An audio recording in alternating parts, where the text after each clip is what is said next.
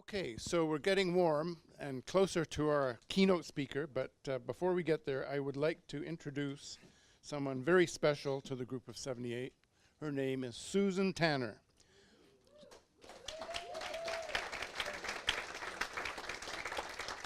Susan's stellar career includes senior positions in the federal and Ontario governments. Under her leadership, the Friends of the Earth won a prize from the UN for its work on the Montreal Protocol, and as chair of the Group of 78 Conference Planning Committee, she spearheaded the organization of this event. Thank you, Susan. We couldn't have done it without you.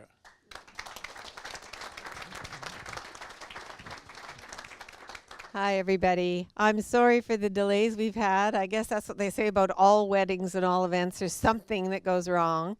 So apparently, can you hear me? Okay, great, because I have to speak right into it, yeah. Because they're recording also with this mic. So I just wanted to say thank you, Roy, for your indefatigable work for the Group of 78. And thanks all to my committee. And I'm wondering if I could get the Climate Planning Committee to stand up, please. Yeah, all right.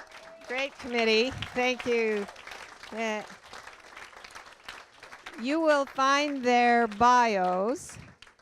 You will find their bios in the program in case you want to follow up with any of them for any reason. And so Roy told you a little bit about our conversation about climate change, and I just wanted to say that what we're trying to do with this meeting is to combat the 3 I's, the 3 things that get in the way of social change: ignorance, inertia, and vested interest. To combat ignorance, we've brought a wonderful panel, large group of experts together, and none of them suffer from the climate change denial disorder. To combat inertia, we're planning both a video and a written report, which we are going to be using for advocacy. And we have plans for various advocacy activities because we believe that it's very important that citizens push for their values, and the politicians don't seem to be quite able to do it yet. Things are only impossible until they are not. Finally, we have identified vested interests who have delayed action for far too long already. And unfortunately, it's easier to fool people than it is to convince them that they have been fooled. And we're going to have to do some of that, I'm afraid, here. So we need to act now. And 45 years ago, I was doing my Master's of Environmental Studies, and I learned about these issues, and we thought we had time. 25 years ago, I witnessed the signing of the Climate Change Agreement, and we thought we had time. Once we started planning this conference, we got all these headlines all summer about fires and droughts, and it was very scary. And I am afraid that we do not have the time we thought we had, and we certainly don't have the time that certain politicians think we have. We need to, 1, accelerate our transition to a carbon-free world, and 2, we need to protect our families and communities. We need to start to adapt to what is already happening. It's called the denial disorder because it is insane to ignore the evidence we already have all around us. So, and the important thing for both of those things is community resilience. And so we will be talking about adaptation and community resilience for both of those purposes. I now have the great pleasure of introducing Joanna Kerr, Executive Director, Greenpeace Canada. And Greenpeace, I don't know if you know it. How many of you know that Greenpeace was a Canadian invention? A gift to the world. Yeah, really good. And I really had a great deal of gratitude for Greenpeace when I was working on the Montreal Protocol because of the way they expanded the conversation to include things that had not intended to be discussed. And I feel the same way about Joanna here in Canada, where she expands the conversation. She reframes what needs to happen in our country. And, well, you'll find Joanna's official bio in the program. However, I think of Joanna herself as a gift to us, to the country, and to the global movement for her intelligence, commitment, courage, and heart. Thank you.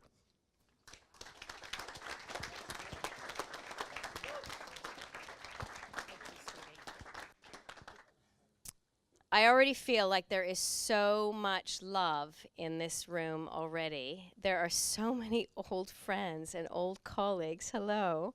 So many people that I've worked with and I've played with and I've strategized with. I'm just now scanning the room from this perspective and I can see so many of you.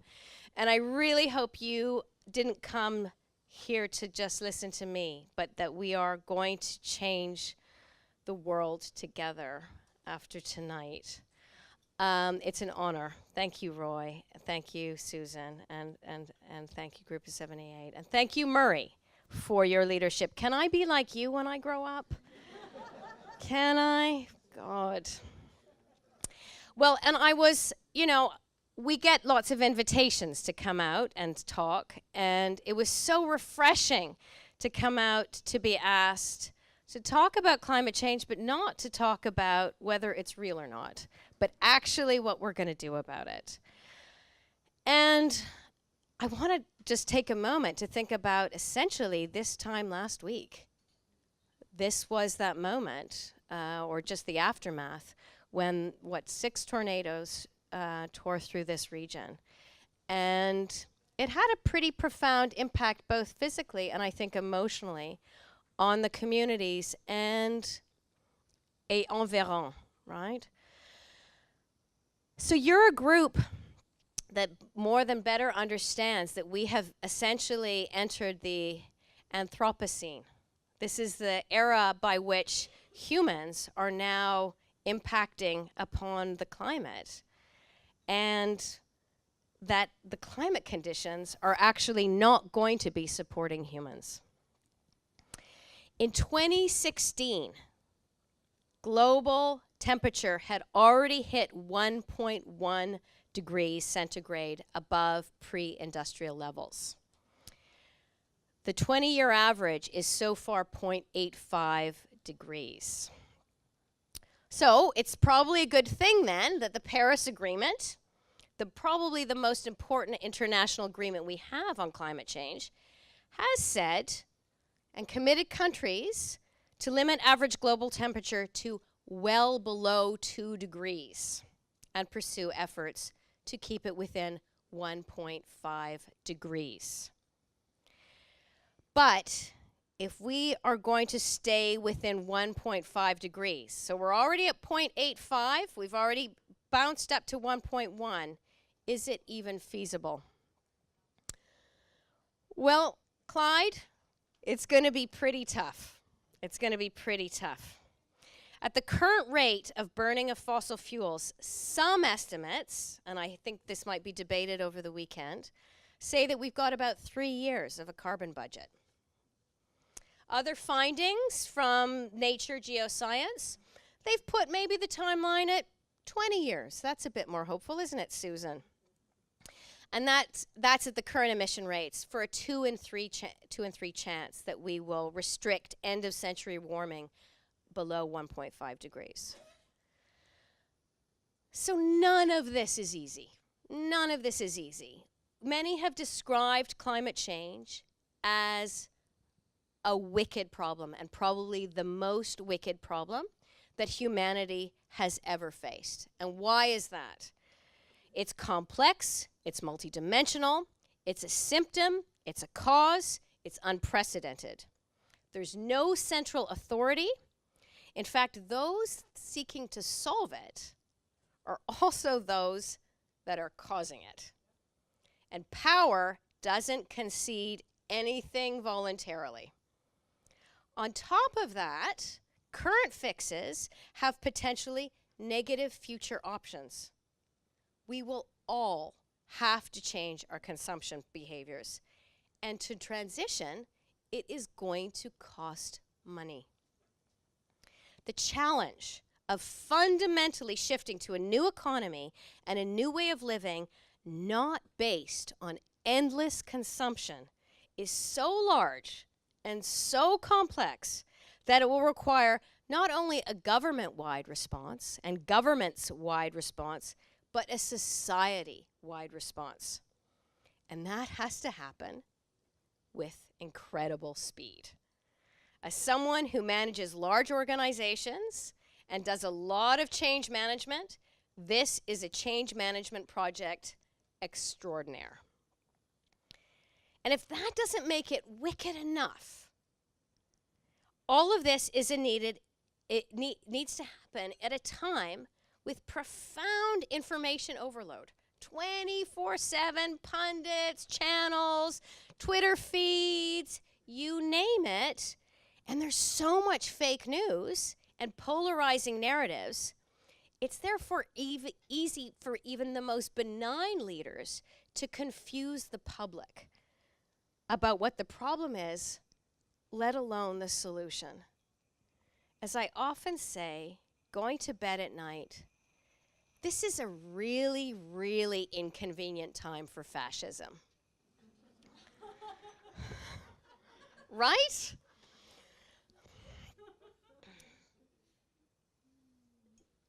I think what breaks my heart the most is that climate change or climate action has essentially become entrenched with ideology.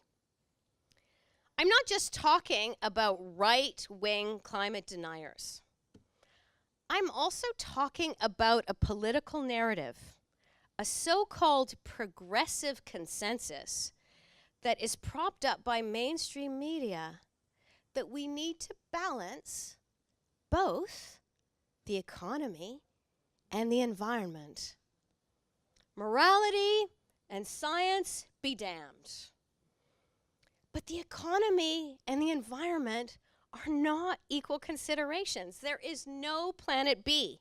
We are literally killing the life-supporting systems upon which our livelihoods depend. Women across the world have shown me the impact of climate change that is happening right now. Whether it's Lyme disease right here in Canada, the melting Arctic ice, the droughts in stricken southern Africa, the sea level rise in Fiji. I've witnessed it, I've heard it, I've talked to these women. It's so real, it's so now, it's happening right now, and yet we carry on in this trance, in this complete denial that basically our well-being is measured by the activity on today's stock markets. So what can we do? What can we do differently? What can we do to tackle this? I think there's some people in this room of multiple decades that have been able to witness that when humanity faces crisis, we rise to the occasion. We're going to have to bring our best and our most urgent to the solutions if we are to avoid catastrophic climate change. And because there is no silver bullet, because this is so complex, we have got to think about multiple strategies from multiple places. That includes the policies to speed up the transition. That includes corporate leaders to drive this shift towards a circular economy. This means technical innovations. It means letting women and Indigenous leaders lead. It means new belief systems. And it means a transformed relationship with each other and nature. So let me start from a place which you might not expect. Because I think really as Canadians, we need to know this. So I want to take you deep, deep into the boreal forest.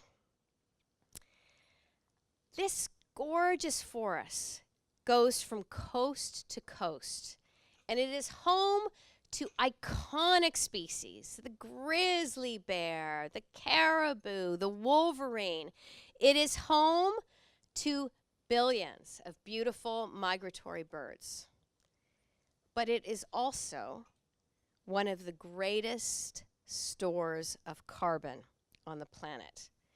In fact, the boreal forest, this beautiful green crown around the top of our planet, holds more carbon than all tropical rainforests combined. And almost a third of it is in Canada. Did you know that? No, good. It's rich soils, it's wetlands, it's trees. It holds a minimum of 186 billion tons of carbon. That's equal to 27 years worth of global carbon emissions from the burning of fossil fuels. But here's the key. 75% of this beautiful forest is still relatively intact from industrial disturbance. And why this is important is because these forests actually hold their carbon in their soils. So if you disturb the soil, you release the carbon. That's why intactness matters so much. But in Canada, logging, mining, oil production, they've left this industrial footprint on this forest and scoring roughly 1/4 of it already. But the problem is that there are plans to disturb about 1/3 more of this forest. So if we do that, that is a massive carbon bomb. On average, 1 million acres a year are cleared in Canada's boreal forest. And so that might not sound like a lot for a country as vast as ours. It's the cumulative effect of 1 million acres every year that we're most worried about. And from a scientific perspective, the boreal needs much more protection than we already have. Right now, there's only 10% that is currently officially protected. But the International Boreal Conservation Science Panel, that's the worst name ever, has concluded that at least half should be protected. Okay, so how do we do that? What are the possible solutions for that? Well, here's the thing. We have a bit of a game changer here. We have the Canada Species at Risk Act. This federal legislation was created to protect threatened species, and it's one of Canada's key commitments to the International Convention on Biodiversity. But the species in Canada that has become this conservation flashpoint is none other than the woodland caribou, that beautiful little thing on our 25-cent coin. It's shy, it's elusive, it's sensitive, but this mammal is basically an indicator to the health of the boreal. It's kind of the canary in the coal mine. So if we protect them, and we manage to protect them, it means we manage to keep these forests intact. We protect their habitat, then those forests won't go undisturbed, will go undisturbed. And it means we maintain this intactness. But also, the other key thing for us as Canadians at this moment is to recognize that hundreds of First Nations call the boreal forest their home. And they have been the stewards of this land for hundreds, if not thousands of years. But colonialization, industrialization, of course, have sidelined them and have taken away their authority. And I'd say most Canadians are still completely ignorant to the extent to which Indigenous people have rights to determine what happens in their territory. We are also ignorant as to their real relationship to their land. But most importantly, I think most of us are ignorant about their land use solutions for those forests that are not only sustainable, but would enable an economic activity that could sustain communities around them. It's really, in my role at Greenpeace, I have learned over and over and over again, we need to take the lead from Indigenous leaders. And we need to learn from them in terms of their really inspiring sustainable solutions for forest protection. And if we do so, it's kind of a win-win-win. We're not only tackling climate change, we're also tackling this sixth great extinction, but we're also tackling this moment of a crisis in the loss of human cultures. So that's where I wanted to start. I thought you probably all expect me to talk about fossil fuels, but I always like to start in the beauty of the forest. But now we're going to talk about fossil fuels. Because of course the best chance we have to limit climate change and limit global average temperature is to phase out fossil fuels. In fact, if we are to achieve the Paris Agreement and stay within 1.5 degrees, it means we have to achieve 100% renewable energy by the year 2050, worldwide.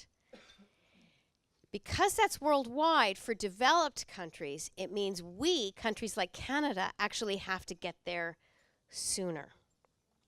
So the Canadian government has put forward the Pan-Canadian Framework. It's not enough for us to reach Paris, but I'll give it to them, it's a start. And one of the key pillars of the framework is putting a price on carbon. It makes sense, totally makes sense. In every other area, society accepts you break it, you buy it principle, where those responsible for damaging something are the ones responsible for the tab. So therefore, a logical policy instrument for this government and for many governments is to get the polluters to pay.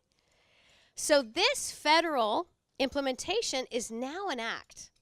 All jurisdictions have a price on carbon this year, starting at $10 per ton and increasing every year by $10 until we reach $50 in 2022.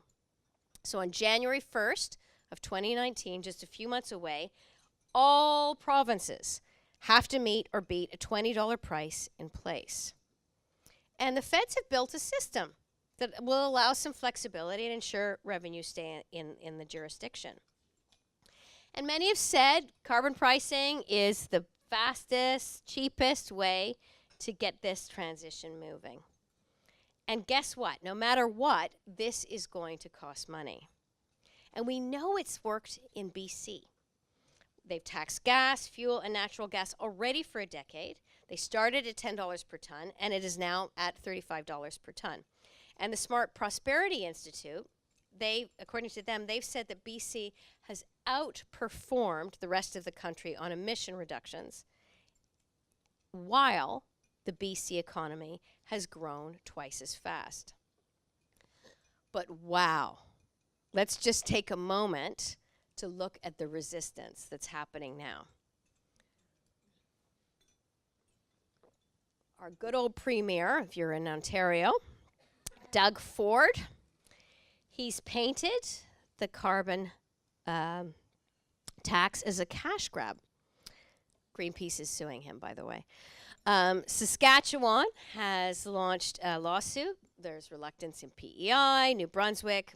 We're going to see what happens in Quebec after the election on Monday, Alberta. This is not a pretty picture. And it's quite unfortunate that this government has essentially fronted its whole climate action around a carbon tax. I mean, no offense, Roy, but it feels like this was advice given to them by economists. So it's pragmatic, but actually it's not tackling the system that we need to change. And that system that we need to change is the separation. We need to create a separation between oil and state. For far, far too long in this country and around the world, the oil and gas lobby has had profound impact on our democracies. Our governments have continued to subsidize these industries in the millions, if not billions. And these industries have been lying to the public for decades about their knowledge of the link between fossil fuels and global warming, including funding right-wing think tanks and communications organizations to let us believe that climate change is not real.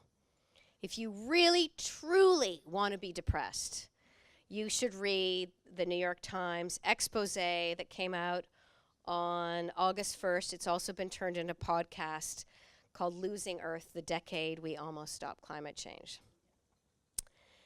So an obvious lever there is to get rid of fossil fuel subsidies, right? That's where we should start. And the federal government has said that they would do this by 2025. And a brand new report called Public Cash for Oil and Gas by the ISD and a couple of great environmental organizations, several of them represented in this room, have said that to date, we now see that there's about $200 million in public funds going to corporate polluters. But even that is probably too small of a number because it's so lacking in transparency. It's incredibly difficult to understand the calculations because of the fluctuations in price of oil, etc. But one thing I'm sure about, and the feds keep saying it's not a subsidy, but the facts that taxpayers are on the bill for a $4.5 billion investment in a pipeline project to build Trans Mountain, which is going to triple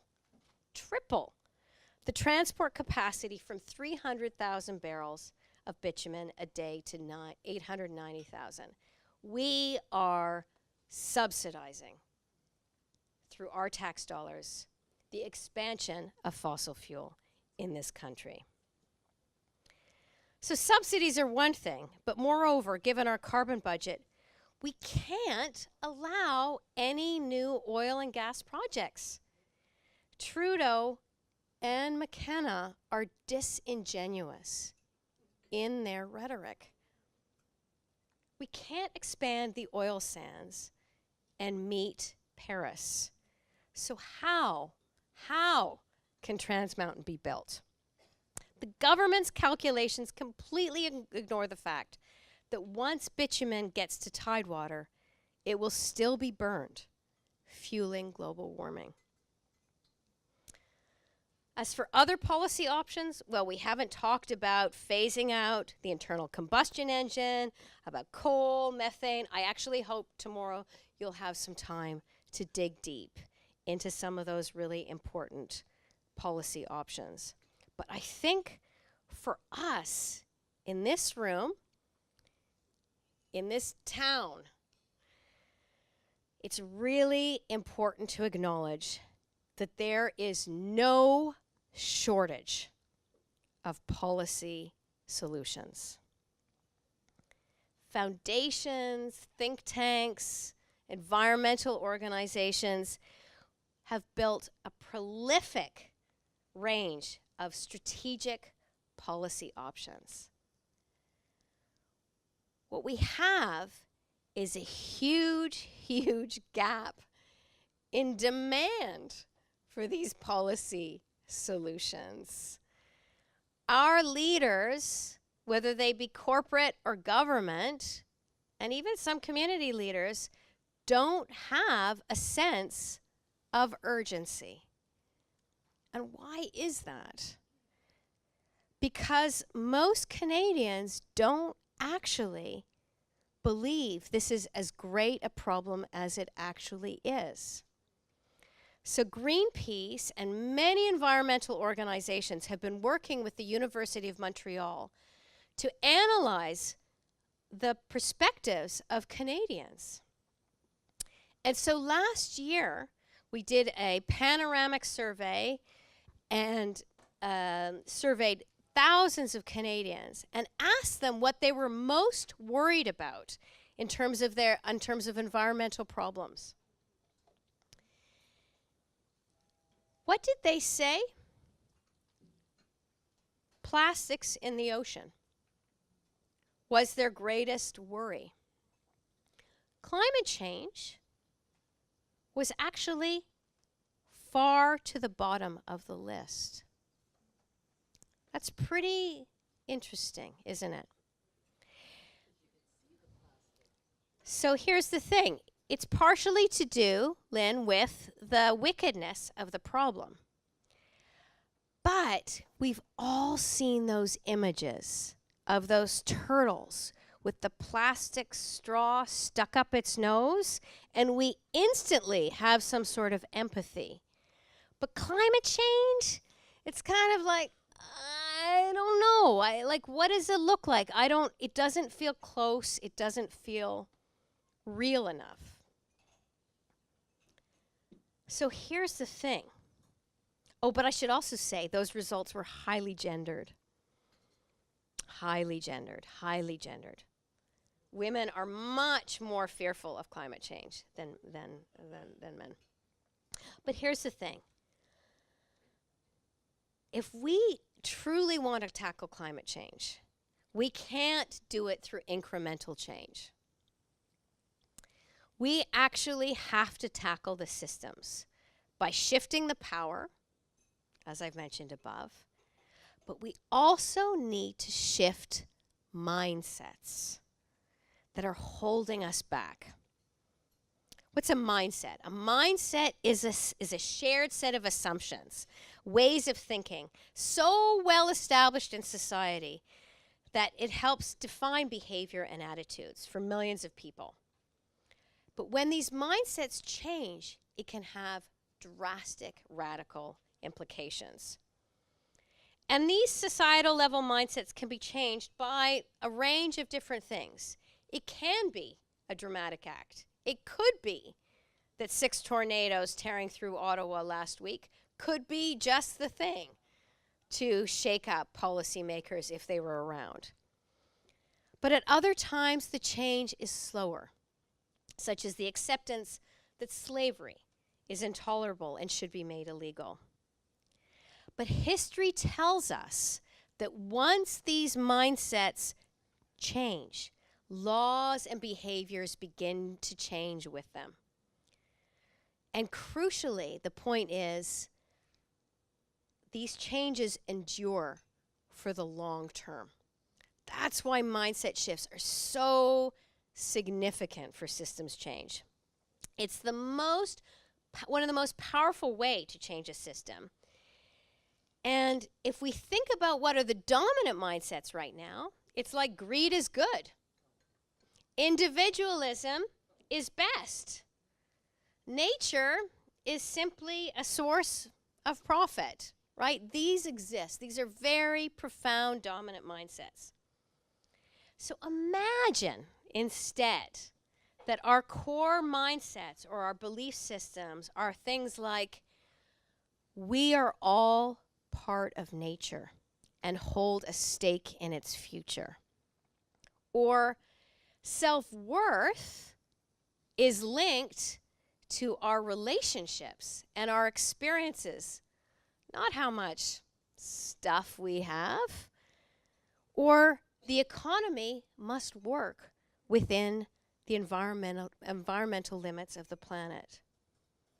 Or imagine this belief system, which I think you guys hold in here, The world is getting better because people are working together to make it so. I hope you can share these beliefs like I do. It gets me out of bed every single day. On climate, hundreds of communities have committed to go 100% renewable. Vancouver, Oxford County, Guelph. These communities have made the commitment to fight climate change, but also take their own autonomy and determine how they want to build their communities from the bottom up. There's bold leadership every single day, from New Zealand to France to South Korea to China. I have a long list here, but you get the point. You've heard the announcements. There are changes happening every single day. On the transition to renewables and the growing consensus around it, it's the amazing thing is they pay for themselves, right? They create jobs, they clean our air and water, they save the beautiful orcas from oil tankers, they improve public health and avoid climate impact. And despite what all of you think, or what people might think, probably you don't think, but what people think, the oil sands only contribute 2% to our GDP. Did you know that? Did you know that? Only 2%. Clean tech actually employs way more people, often in widely distributed high-paying jobs. But many Canadians are quite happy to go along with a pipeline. We've seen the polls, but they don't actually know the truth about the economics. They're part of a belief system that is no longer viable. In fact, don't you think we need to do better?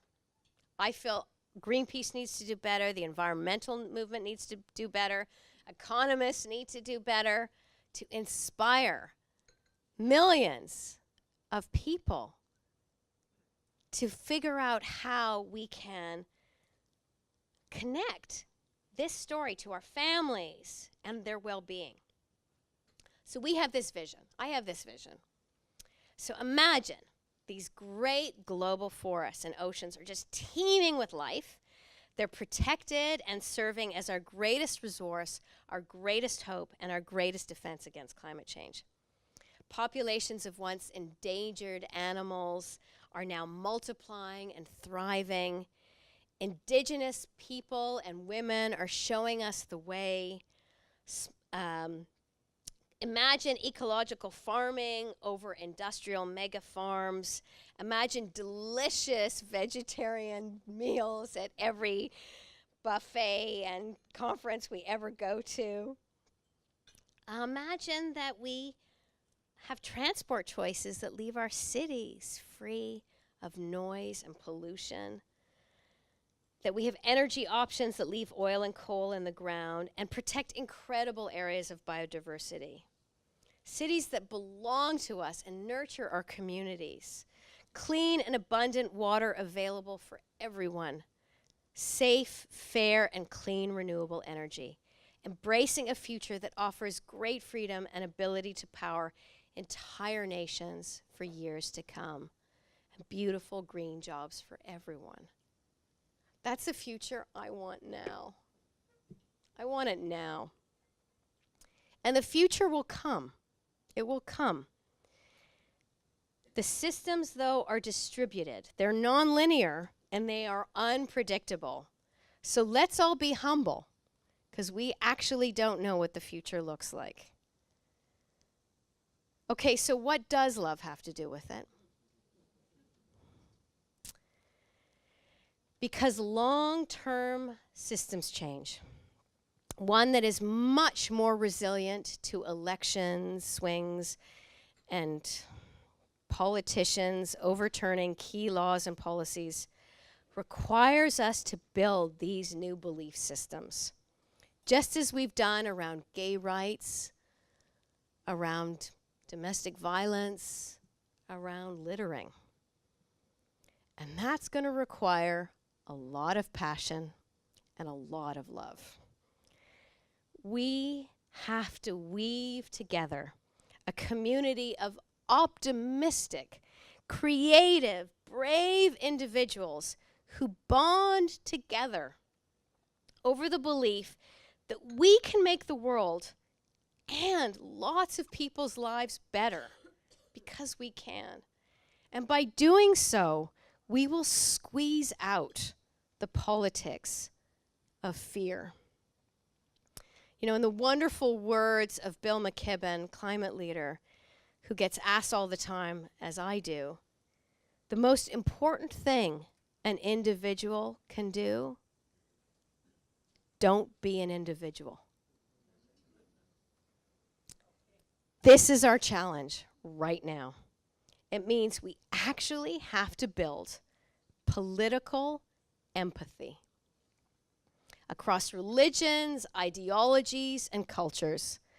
A new, true solidarity. Because one thing is clear, Mother Nature does not discriminate.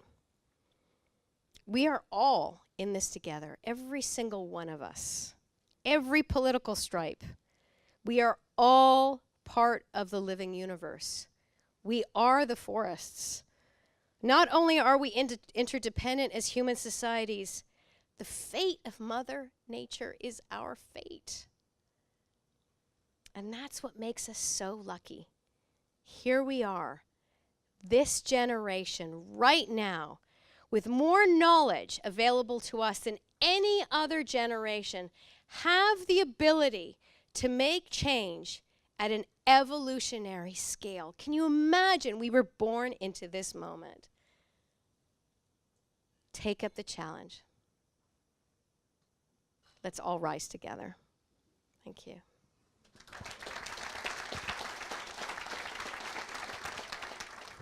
My question is, because it's often not addressed, one of the things about Group of 78 looks at military concerns as well as environment in this example.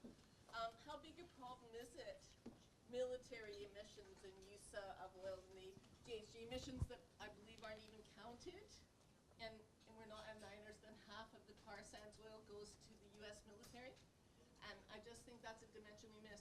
And I don't want to take anything away from the values dialogue that you're talking about, which I think is a powerful method of change. I'm just wondering, how do we bring that problem in? It's the same root cause, right? Like a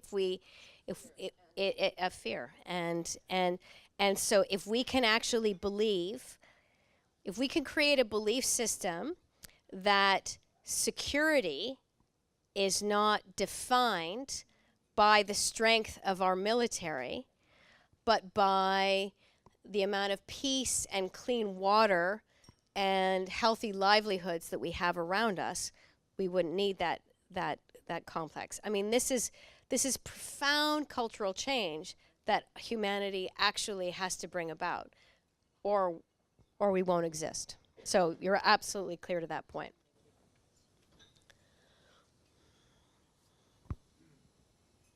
There are two things that you brought out, and I'm glad to hear both. And when I mentioned the third, I'd ask you to draw out some more. Sure. One, you mentioned passion and the importance of passion, especially because of the big battles that we have and are going to have, and that's important, and building community. The other is sort of narrative and the fake narrative that's being propagated by the right-wing think tanks. Yes. But you touched on knowledge. I was in the government for 3 decades, and the last decade is the futurist for emergency preparedness. I'm talking to scientists on one hand, first responders, policy advisors. Right. And the biggest impediment to trying to talk across those communities was a scientific illiteracy. Illiteracy of otherwise well-educated civil servants. But as an immigrant, I learned this country there's sort of the two solitudes, English and French. But I found there's another two solitudes. It's the artsies and the science and technology people. Right. And I'm wondering, well, what you're running into, you talked about the knowledge. And this is the importance of us understanding how nature works, the dynamics of nature. And it's that ignorance that creates the space for the bullshit we're getting out of the oil industry. Very, very well said. I mean, I'd love to hear what other people think about it, but my general concern is that so many of us have assumed that once the science is clear, people will act. Like, how much more science do you actually need? And it's been broken down, the science is broken down even into cute little YouTubes videos so that everybody gets the science. You know, resistance is not because people don't get it. There, you know, apathy and fear is driving the resistance. And if anything that we, in my view, I think we need to be funding a multitude of communications programs throughout schools and, through the public to truly, that is nonpartisan. Because where do most Canadians get their information about climate is they get it from political leaders actually fighting a battle for one side or the other, or they get it from environmentalists who they already think are, too biased, right? And unscientific or too passionate or too radical. Name the label, I get it, right? So I think there's a tendency that we will think that, getting the knowledge right into the right hands. But at the same time, I think under Harper years, where so many scientists were muzzled, I think that's also made a lot of scientists in this town. I hear, talking to bureaucrats inside government who are saying, we're just too scared to put the real science out there. So you're right in that extent, but I also know it's not going to be enough. It's certainly not going to be enough. But thank you for your question. It's a very smart one. So I'm Andrea Hardin-Donahue. I'm Energy and Climate Campaigner at the Council of Canadians. So thank you. I was really inspired by what you said.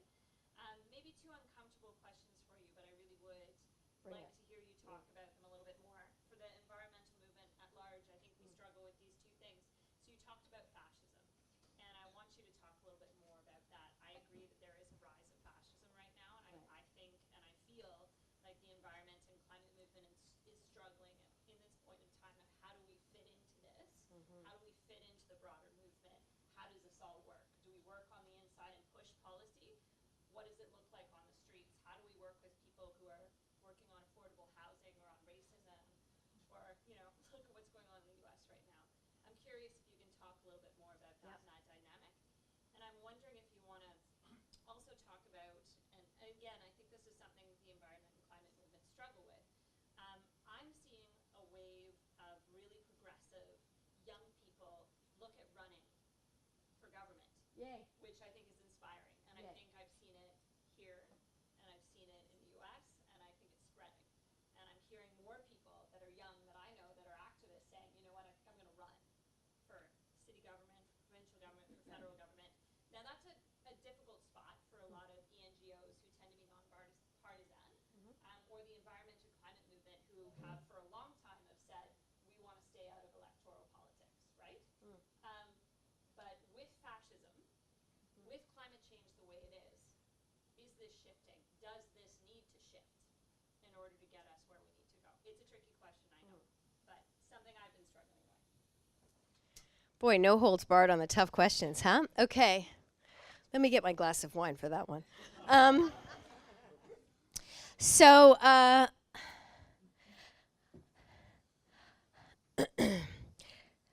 as you probably know, Andrea, I don't come from the environmental movement, right? I came from the women's movement, human rights movement. I've been doing international development. I firmly believe in the intersectionality of all of these issues.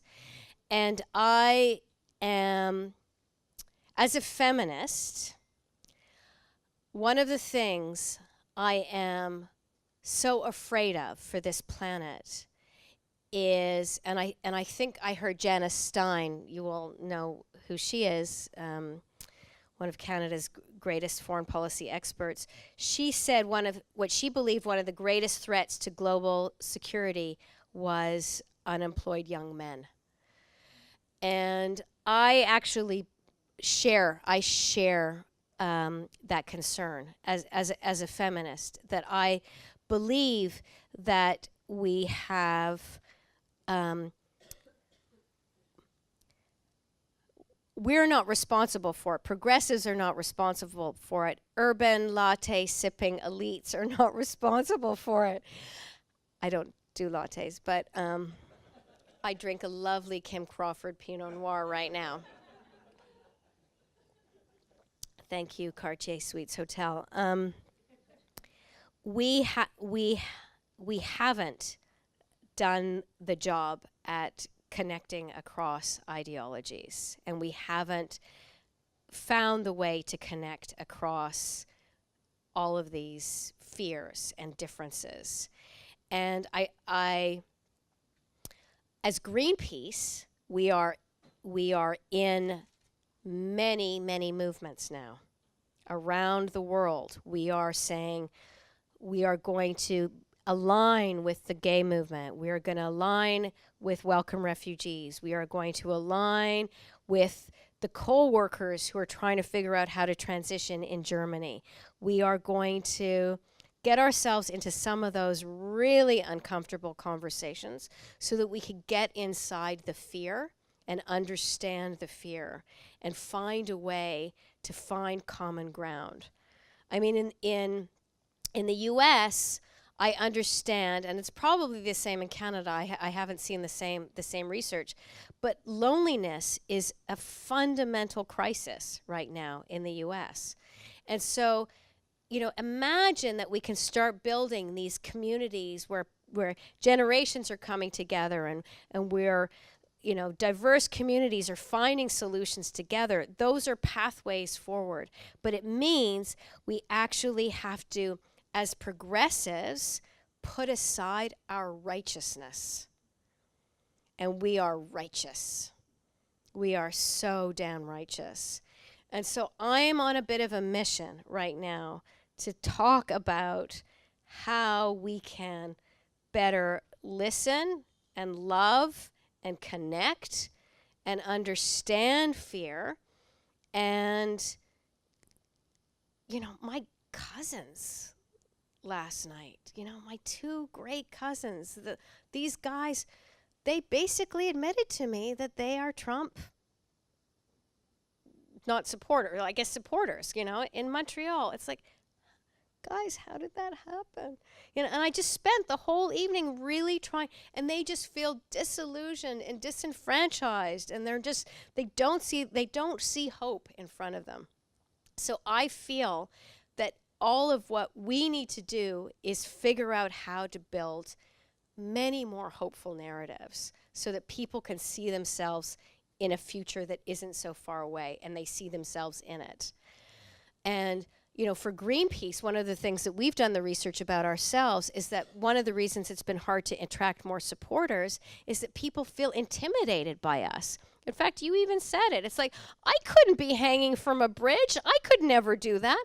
I don't want you to hang from a bridge, I want you to feel part of a movement that is trying to change the world as you see it. I'm coming to you. Yes. So that's the thing. That's the thing. In terms of electoral politics, I mean, democracy is, we just have to keep disrupting it. And if young people coming forward are going to keep disrupting it, I mean, I think electoral reform is actually part of a systems change thing as well, right? Like that might be, yes. That's a really key piece to systems change. But yeah, let's keep disrupting as much as possible because status quo isn't working. Yeah, my name is Angela Keller. Good to see you again, Angela. And I do a bit of community organizing here in Ottawa, and I am an optimist. But I think the whole Kinder Morgan thing has started to put that to the test. Right. I think many of us have read Naomi Klein's work, where she's challenged Big Green, the big environmental organizations,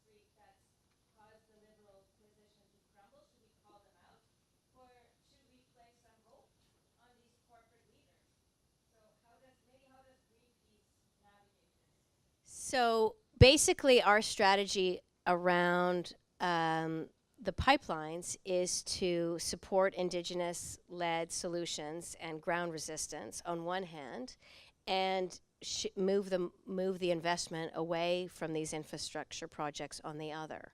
So we've been doing market campaigns on, the Barclays, the BNP Paribas, to get as much money, global money, out of the tar sands as possible. And I think that's going to work. Angela, I'd put $100 on it right now. That pipeline will never be built.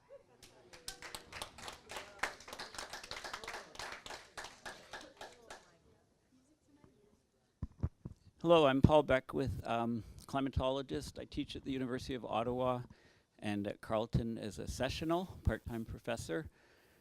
About 4 hours ago, I spent 15 minutes alone with McKenna in her office, and I talked all about, pardon me? I don't know about that, but I was really curious about what science she was getting from Environment Canada, if she was up on the latest stuff, if she knew that these tornado swarms, we could actually see Tornado Alley moving north, right? They're very quiet, and we're getting these sort of unusual events. I talked about the flooding in Ottawa. I talked about all of these things. No city is untouched by climate change. Tried to let her know, the Arctic melt is really the key aspect, because the Arctic's warming so much, the jet streams slow down and become wavier, and they are responsible for the extreme weather events that we're seeing, et cetera. So all of these things, we had a good chat, but one of the key things there's human feedbacks, which is why governments are going to the right. So as climate change proceeds faster and faster, there's more and more people losing their houses, et cetera. Look at all those people, for example, in North Carolina. So there's more and more poverty, there's more and more migration to countries. Now the migration of people goes to countries with progressive governments. And there might be a bit too much, or it might be too quick. So these governments, there's nationalist and xenophobia, et cetera. There's backlashes within these countries, even in a place like Sweden. And they vote out the progressive government, the people, and they vote in the right-wing government, who immediately gets rid of climate change policies, cancels climate change policies. Also, it's a very asymmetric thing. I told McKenna I thought her heart was in the right place. She's got to do stuff. She's got a boss. She's got to keep her job. But I said, I think they've implemented the carbon price completely wrong in Canada. They could have put in a carbon price within a month of being elected. Instead of that consultations policy, we're coming up with something in 2018. No, the end of 2018. They've wasted 3 years, whereas, another government coming in could cancel this in one day, as we've seen with the Ontario government. So we've got an asymmetry of policy, and it's not necessary. We know how to put a carbon price, fee and dividend. So I don't know how, the answers to this, but, again, you've talked about the ideological nature. Like, it seems like you get a package with political parties. It's, you get a right-wing government, they're automatically going to get rid of all climate policies. They're going to build borders. They're going to reduce immigration. So I don't know the solution, but we have to address that issue. Well, I mean, that's the point, because, living in Toronto, living in Ontario, to see all of the incredible hard work of many of my colleagues over the years in Ontario, and all that stuff get overturned overnight by Doug Ford. That is why we have to change belief systems. We have to make not working on climate change as reprehensible. We have to make whether it's we change the carbon tax into a pollution tax, that the polluters actually have to pay. We have to change the belief system so that no matter who's in power, like right now, for example, if any conservative government, like if Andrew Scheer gets elected next fall, and he says, I'm going to do away with gay marriage, even the conservatives would say, forget that. Like, that is ridiculous, right? Because that's how far society has shifted in a very, very short amount of time. Our belief systems have changed, right? So and even Harper was kind of dancing with that, and he tested it. I was like, that's not going to work. So that's the same thing that we have to figure out. How are we going to build belief systems where any kind of these changes would be considered by society as reprehensible and not a political vehicle for any of our leaders, so that they all see that doing stuff on that climate leadership is something that is expected of every municipal, provincial, federal government leader. Everybody has to do it because it's non-ideological. Mother Nature doesn't discriminate. We all have to be behind this if we're going to survive ourselves, let alone our kids and their kids. That's what I'm trying to talk about here. We have to change our belief systems, and it's starting already. Thanks. My name's David Pollock. I used to be the executive director with the Pembina Institute. And I'd just like to start a quick comment with a tip of the hat to Murray Thompson, who back when the world was young, I worked with Murray at CUSO. And Murray will not remember this comment perhaps, but it mentored me in a way I've never forgotten. He said once, development's very difficult and it's much more easy to fail than it is to succeed. So he said, therefore, if you have an idea, try it. And I found that the exact opposite from the bureaucratic mentality, which is, what might happen? We better be cautious. So Murray, it's lovely to see you tonight, and I just wanted to say I've tried to carry your wisdom with me wherever I've gone to the extent that I can. So, nice to see you. I have two suggestions to make tonight. One is, I'm not sure about the numbers you came up with in terms of government subsidies from this study. I've seen other studies that suggest it may be $2.5 to $3 billion, depending on how you count the subsidies. It is in the Minister of the Environment's mandate letter and in the Minister of the Finance mandate letter. So from a point of view of lobbying a specific thing, it's difficult for the general population to grab that as a really grabby issue, but I think it's a good thing to lobby, because as long as you have those subsidies, it makes it really difficult for renewable energy to have a level playing field. So that's one thing. The second thing is, we've had a certain domination of various schools of economics. So I take the point that the most efficient economic way is putting a price on carbon. But when you put a carbon tax on gasoline and you've just bought a $30,000 vehicle and you have a job where you commute 30 or 40 kilometers a day, and the fluctuation in gas prices goes up and down by 18 cents every 3 months, it's not likely to stop you from having that particular vehicle with that tax. And I think the best idea is, if we think about the excitement that happened in forming this country around a railway, a national railway in Canada, we may want to start thinking about what are the ideas that we know in advance what the actual reductions in greenhouse gases would be if we implemented them. I'm now on the board of KCOR, the Canadian Association for the Club of Rome, and we're just starting a project to try to pick up on the drawdown comments that were made earlier. And I think, imagine if we attracted people to the excitement of a vision, not all of our energy into stopping fossil fuels, but rather sidestepping in it, saying, we need a national rail and freight system that is electrified by renewable energy. You would have capital markets and venture capitalists and inventors and all that sort of group with you.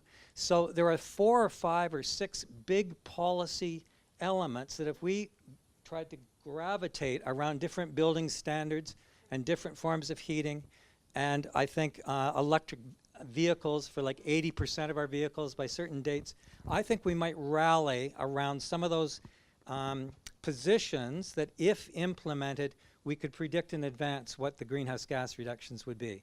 So that's a suggestion for tonight. I don't disagree with you. That's great. And thank you for your remarks tonight. Thank you. My name's Derek Paul, and I'm on the board of Coalition Climat Montréal, which is dealing with climate change. And I was shocked to hear from you, and I'm no doubt it's true if you say so, that the scientists that you were talking about are scared to tell the truth about climate change. Well, since the time of Isaac Newton, it's been the responsibility of scientists to tell the truth. And I think that one truth that needs to be told frequently, and it's not a hidden truth, it was published, for example, by Alana Mitchell in her book Seasick, is that the thing that will exterminate the human race is not global warming, but the death of the ocean. And the reason I'm saying this is because the death of the ocean is not something climate deniers can deny, because it's dying now, and we have very good measurements of the carbon dioxide in the atmosphere and the carbon dioxide in the ocean. Can you explain why that argument isn't used against the climate deniers? I think it is used, but it doesn't matter, right? It doesn't matter. So they're When- saying that regardless of the truth, they're still going to go Of course, you know, it's yes, you know, it doesn't matter. But we'll change all that. Okay, I'm going to hand it back to Roy.